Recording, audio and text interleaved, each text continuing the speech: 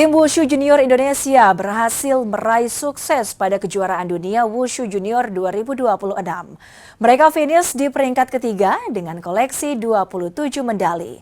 Hasil positif ini menjadi modal berharga menuju event internasional lainnya. Tim Wushu Junior Indonesia baru saja menuntaskan partisipasinya di kejuaraan dunia Wushu Junior 2026 yang digelar di Tianjin, Tiongkok. Indonesia menempati peringkat ketiga dengan koleksi 27 medali dengan rincian 9 emas, 11 perak, dan 7 perunggu. Posisi Indonesia berada di bawah Hong Kong dan Tiongkok. Pengurus besar Wushu Indonesia menyambut positif pencapaian di kejuaraan ini.